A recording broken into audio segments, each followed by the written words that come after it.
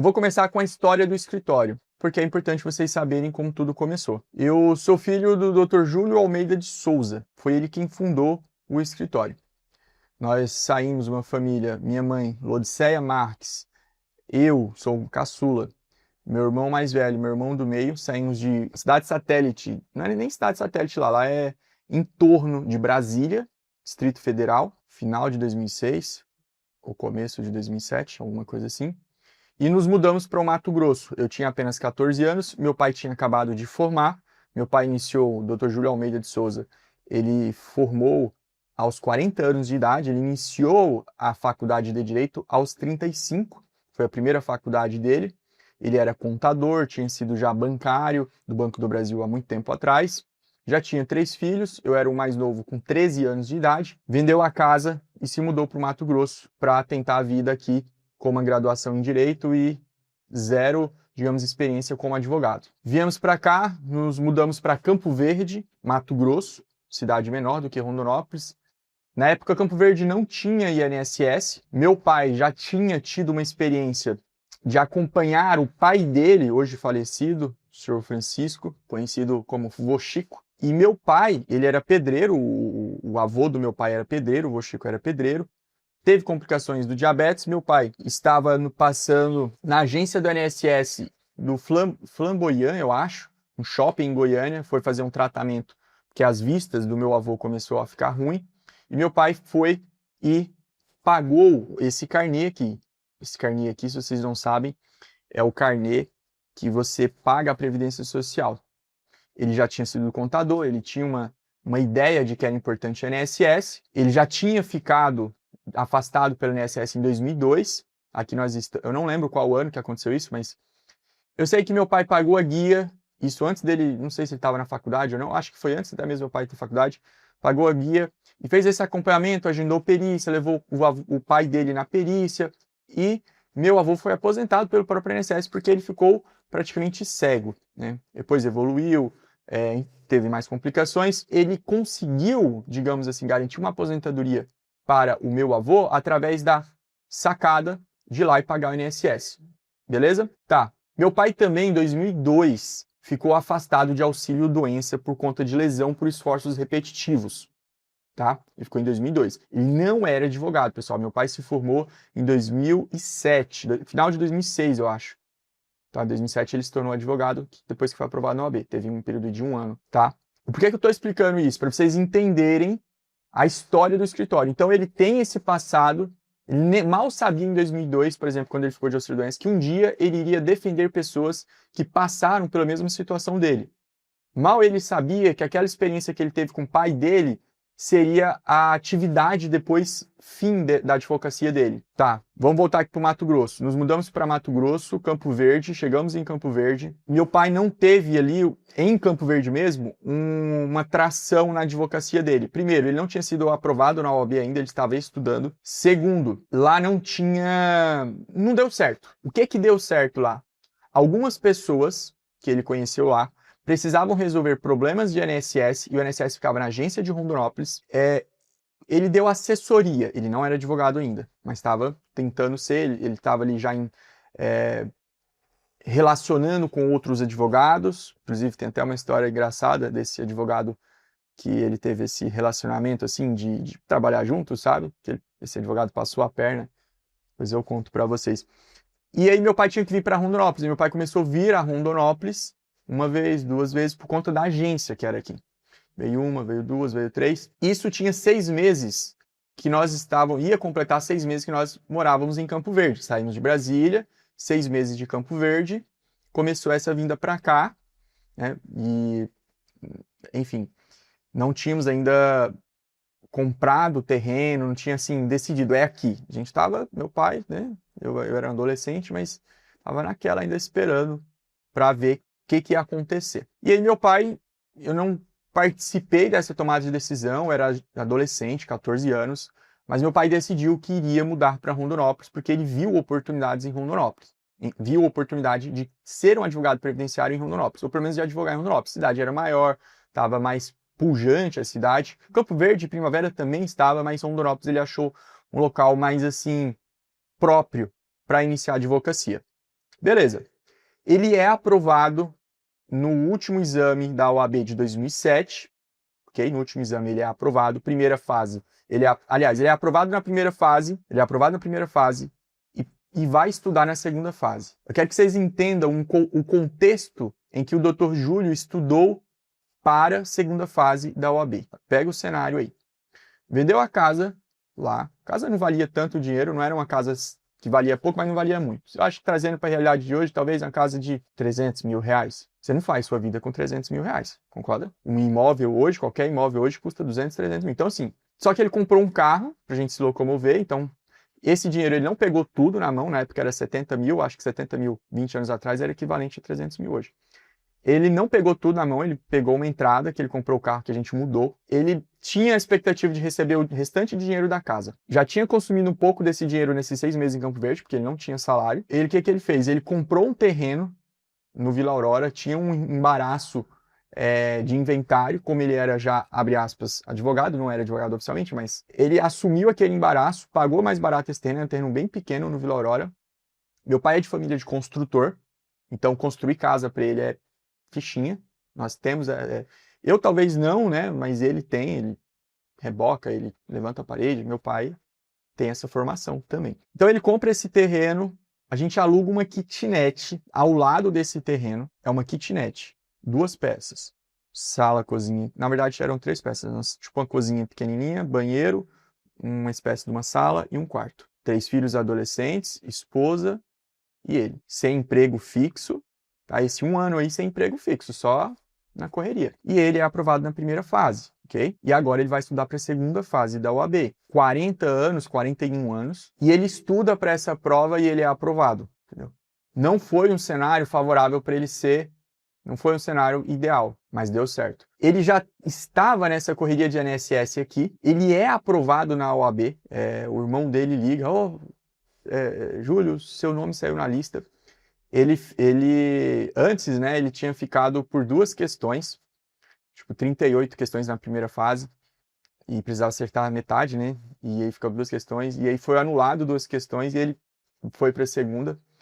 E eu acho que antes de ser anulado essas 2 fases, essas duas questões, ele já tinha se inscrito na segunda fase, tá? Foi bem aqui na MEDS. E ele foi aprovado. Só um parênteses aqui, tem uma história interessante que é bem marcante para mim, que quando ele estava em Brasília, nós morávamos em Valparaíso, e ele foi fazer faculdade em Brasília, na capital, e meu pai foi para a faculdade sem o dinheiro de voltar. Nesse mesmo cenário. Eu fico assim emocionado quando falo disso, porque eu não fico lembrando muito disso, mas quando eu paro para lembrar, eu falo, caramba, não dá para reclamar.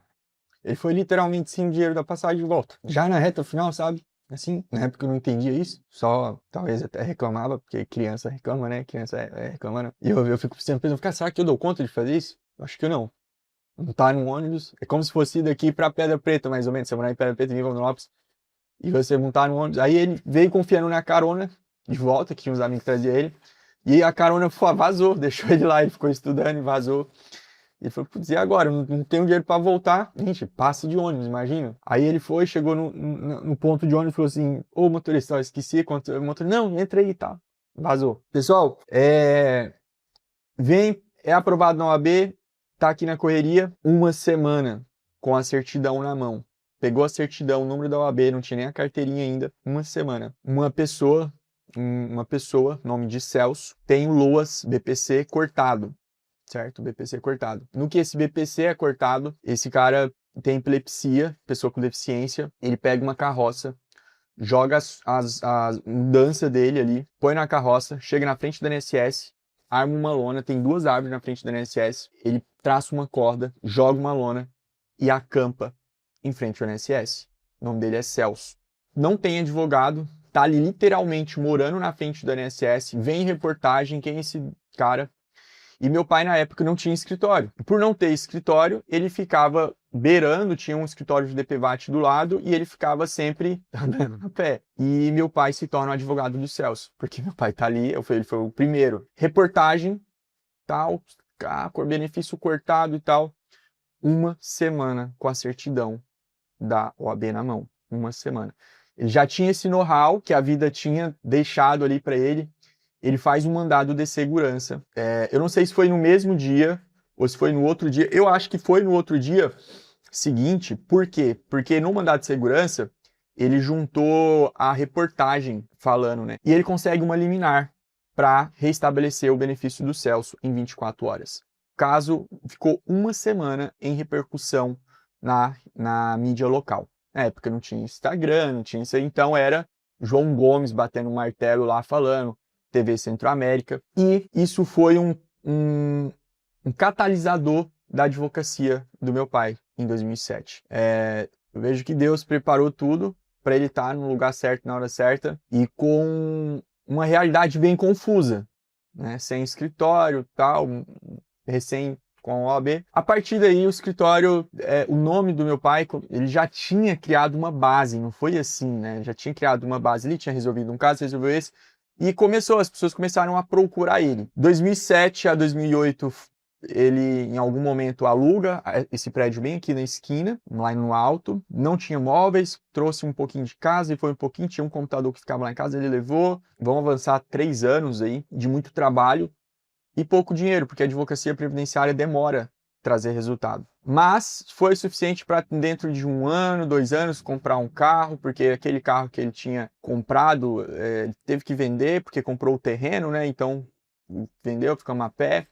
E ele batia Vila Aurora centro de busão, né? A gente ficou ali 1 ano busão e tal, e parava bem aqui, tem um ponto de ônibus aqui, normal. E enfim, 1 ano trabalhando, previdenciário na época não tinha essa perspectiva. Hoje, você fala assim, advogado previdenciário é massa, é legal, mas na época não, advocacia previdenciária é uma advocacia meio que escanteio ali, e deu certo. Muito trabalho, muita competência, muito esforço. Vamos pular agora para 2011. 2011 eu termino o ensino médio, eu não queria fazer faculdade, eu achava que direito não era para mim, tinha meus bloqueios, vamos colocar assim, talvez até tenha ainda uma dificuldade com a escrita.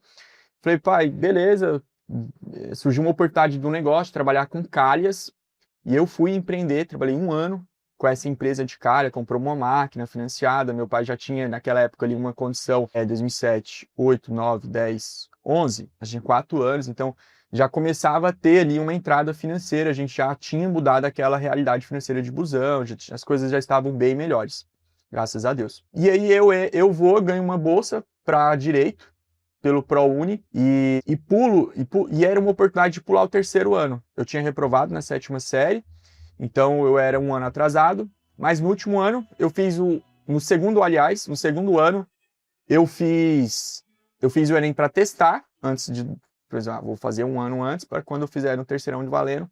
E naquele ano o governo falou assim, quem tirar 40% em ciências, sei o quê, e mais 50% na redação, conclui o ensino médio. E aí eu consegui a nota e concluí o ensino médio. Mas eu falei, vou concluir o ensino médio para quê? Aí eu fui me inscrever para uma vaga de bolsa do ProUni em Direito e deu certo. Na época eu consegui. Eu falei, quer saber? Vou fazer Direito. Meio que meu pai é advogado, ganhei a bolsa, por que não, né? Fui lá fazer e trabalhei 1 ano com calha, o nome era Brasil Calhas. Eu literalmente empreendi em uma empresa aos 18 anos, antes um pouco de completar 18 anos, tinha 17 e quase 18, e eu abri essa empresa e trabalhei 1 ano, e depois de 2 acidentes do trabalho com funcionários do Brasil Calhas, eu falei, pai, não vai rolar, eu já tinha 1 ano já de faculdade, eu já vi que, falei, poxa, isso aqui eu sei fazer, eu dou conta. Isso aqui eu acho que eu dou conta de me virar. Minha mãe também pôs pressão, falou assim, filho, eu estudava à noite, trabalhava o dia inteiro. Aí na metade ela falou assim, filho, vai estudar de manhã, foca na faculdade, que é melhor. Aí eu obedeci, trabalhava à tarde, já comecei a ver que aquilo ali não ia dar certo, fechamos a empresa, vendi a empresa e vim trabalhar com meu pai, tá? Quando fala empresa, empresa, não, assim, empatou o jogo, vendeu, era o Uno, a máquina, assim, vendeu e empatou. Nem saí quebrado, nem saí. Beleza, vim trabalhar no escritório e aí comecei 2012, vamos pular para 2016. De 2012 a 2016, pensa, meu pai formou já nos 40 anos de idade. O cara que começou a trabalhar cedo. Quando ele chegou nos 45, ele já chegou... Não, nos 45? Dos 45 para os 50, ele já chegou mais cansado. Quando chega em 2016, eu faço um combinado com ele. Falei, pai, deixa que eu toque o escritório. Ele me propôs uma porcentagem do escritório. fizemos um corte de processo, ó, daqui para trás é só do meu pai, daqui para frente é meu e seu, e você tem tanta parte, e meu pai começa a se ausentar do escritório, e eu começo a assumir em 2016. Caso em 2016, minha esposa e sócia hoje, Daiane, e ela também é advogada, a gente se conheceu na faculdade, e ela no primeiro ano, eu fui para Jaciara, abri um escritório lá em Jaciara, toquei um ano lá, correria, porque a minha esposa foi aprovada, era concursada pública lá. E aí, depois de um ano, ela pede exoneração e vem para o escritório também, 2017. 2017, com a Daiane do meu lado, ela trouxe ali uma estabilidade para o escritório, porque eu acho que ela me complementa, assim, em termos de personalidade e sabedoria. Eu sou mais afoito, ela é mais estável, então a gente se combina muito bem. E em 2017, eu começo a ouvir sobre advocacia digital, o que hoje é normal, na época, em 2017, era novo, era estranho. E eu começo a estudar advocacia digital, mas nada de fruto, só trabalho. E começo também a trabalhar internamente aqui no presencial, trabalhar. Em 2022, todo esse meu estudo e trabalho na advocacia digital tinha dado um resultado de um site que ele ranqueava bem nas pesquisas do Google Brasil todo para alguns termos de benefício por incapacidade, e as pessoas do Brasil inteiro começaram a entrar em contato para eu resolver o caso dela de auxílio-doença cortado, certo? Isso foi em 2022, 2023, por ali, até que esse site ele não estava convertendo tantas pessoas. Quando eu falo converter, assim, várias pessoas entram em contato, mas poucas me contratam. Vocês conseguem entender isso? Como se várias pessoas viessem perguntar, se falar, conversar, dá para resolver, mas na hora de contratar, contratasse o outro. Porque o site era só texto, e o texto ele não converte tanto como vídeo. 2023 eu estava meio desanimado já com o site, mas beleza, depois de muito trabalho mesmo, não foi fácil conseguir construir um site para chegar nesse patamar. Acontece um problema, veio no meu cartão de crédito lá R$890, um nome estranho, eu olhei, clonaram o meu cartão.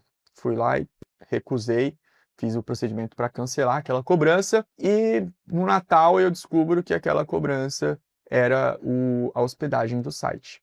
O site cai do ar, e todo aquele meu trabalho do digital, por mais que o resultado não era tão expressivo, mas era um resultado interessante, ele vai por água abaixo, porque aí com o site fora do ar, acabou.